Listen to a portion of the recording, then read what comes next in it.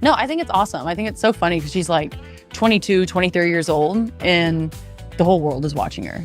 There we have ice, Sophie Cunningham and Caitlin Clark that might be acting as assistant. When Sophie Cunningham joined Caitlin, Clark and the Indiana Fever, no one thought that just shaking hands would automatically spark one of the WNBA's most friendly and affectionate relationships. The power of friendship, will astound you. Everything began on a winter day, January 31st.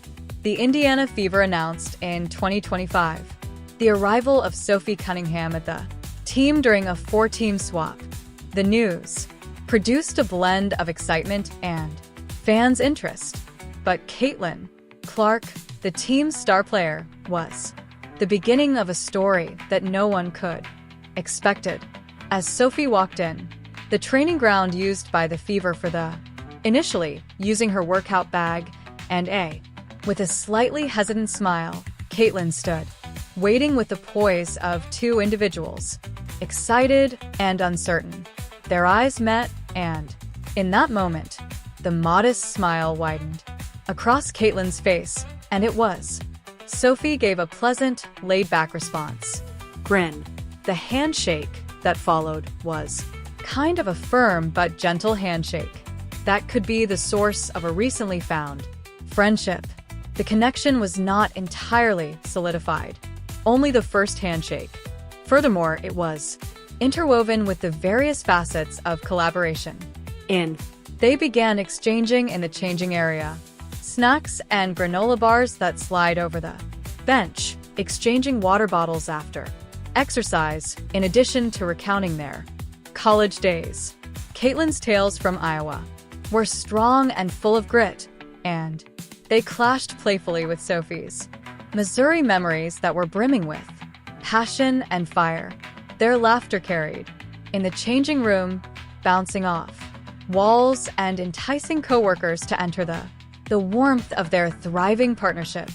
But their conversations encompassed more than just the past. Furthermore, they talked about the future, sitting close to each other on a bench. After exercises, sweat leaking into their practice tools, they spoke in little, talking on the hopes for the season. Caitlin admitted that she wanted to do more than simply win games, but to give the appearance that she, a friend in the grind. Always, Sophie, honest, admitted that she was determined to show off her value in a new jersey. They also granted themselves permission together, the delight of establishing the season, not to be overlooked. So they began to learn the quirks that made each person unique. Caitlin discovered Sophie's habit of murmuring under her breath as Caitlin stretched and Sophie teased her, in reference to her reckless dribbling. Even when speaking, they began to trade jokes, inside jokes that became funnier they said them again. Furthermore, with each, they laughed and their friendship grew. With practice, it didn't appear to be a play area, but a task in which friendship blossomed. The laughing was the adhesive substance that held them together, showing up in things that seemed ordinary, yet were important.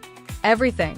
During water breaks, Sophie would mimic Caitlin's shooting form, enhancing the drama of her release. Till Caitlin, I laughed so hard that I almost passed out.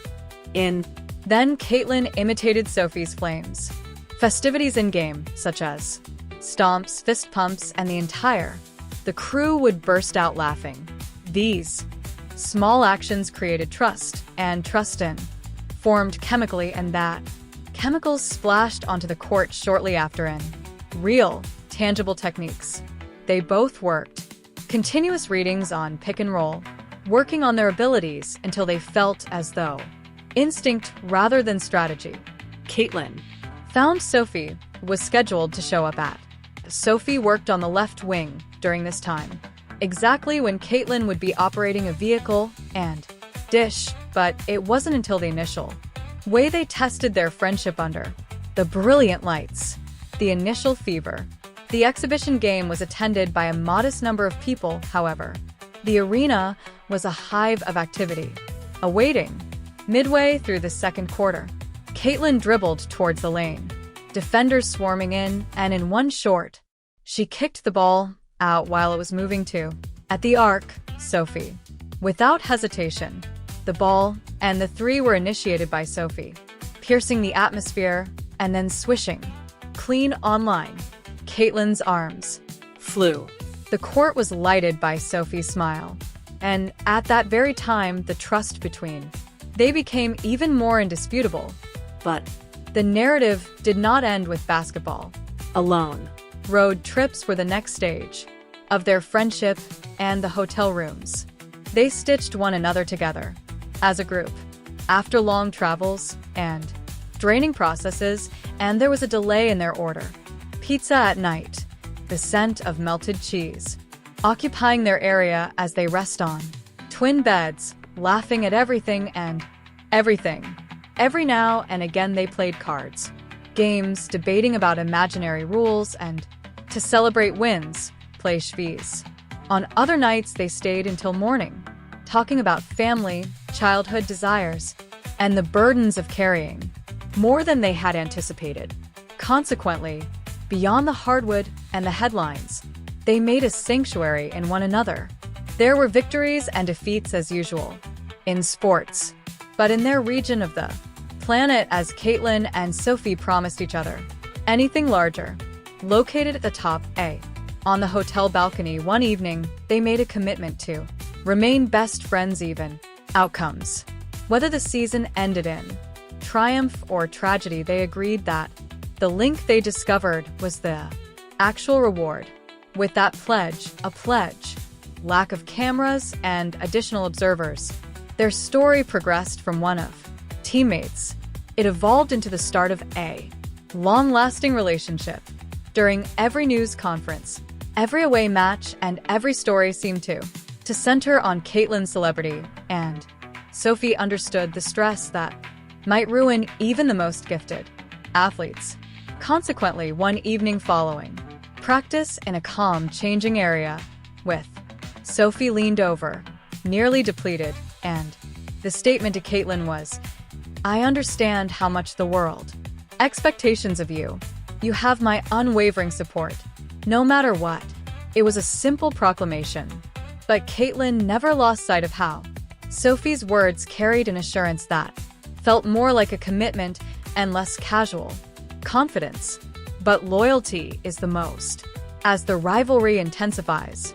In a Mid-season encounter with a strong foe, when Caitlin realized she was double on, defending with bodies colliding in every direction.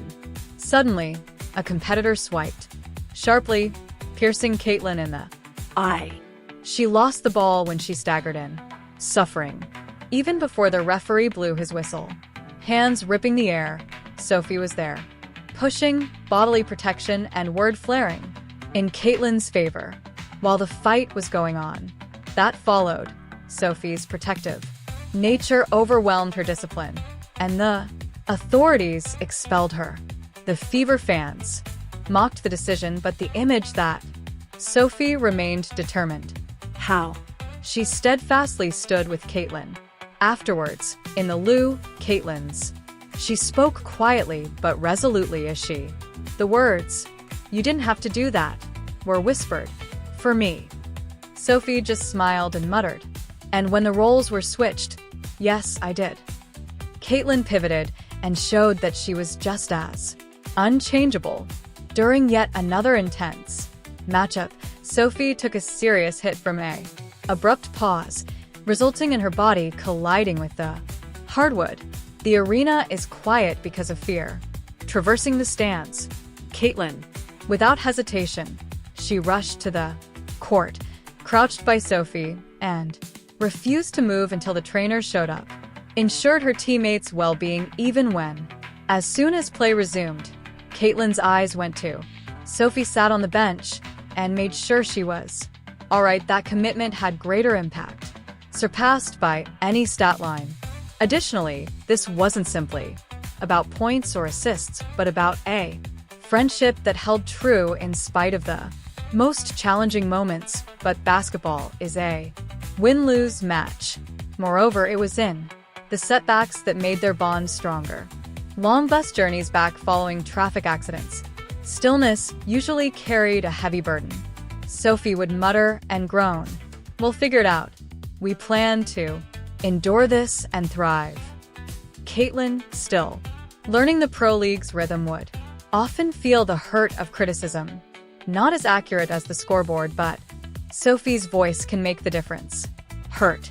In return, Caitlin would remind Sophie's worth as well. Composing. Tiny notes are scrawled on napkins following games. "I get it. You have my admiration." Together, they turned failure into a mirror image of resilience and both parties keeping their word to each other. The effort to expand was worthwhile. Then came the moment when Caitlin's body was supposed to brought to her attention its limitations. A groin. An ailment forced her to the sidelines and, abruptly, the fever's violent beat trembled, but some individuals noticed. Vulnerability. Sophie saw an opportunity to take the initiative. She acted not just by supplying ammunition, but by serving as the spokesperson. The majority of Caitlin's time was spent on the court, separated rookies and set up huddles with assistants, and carried the weight without letting Caitlin experience any as a burden. Consequently, when Caitlin finally returned, she thanked Sophie verbally. That went well beyond the court, and their cooperation extended beyond the two had left the hardwood court, often inseparable, and colleagues joked about their sister's timetable because they regularly showed up together at a charity function, events, communal dinners, or simply sliding, eating at a little restaurant in the heart of the city. Restaurant. Whether it was laughter at, making jokes, or sneaking out at a gala, they sliced the sushi before they practiced, allowing one another space in a world that scarcely provided them with solitude. Even in the simplest gestures were shown by the support itself. After Caitlin suffered, as she healed, Sophie would carry her water bottle, fling her a towel, and support the loudest from the bench during rehabilitation Drills. Furthermore, Caitlin, although ostracized, would chuckle at Sophie's naughty actions, yelling, "She is the best hype woman at the W." It was Never concerning luxury, but rather regarding the minor nuances that made the load of more controllable expectations. In addition, when the something bigger came into perspective, they embraced it more readily than they did all together.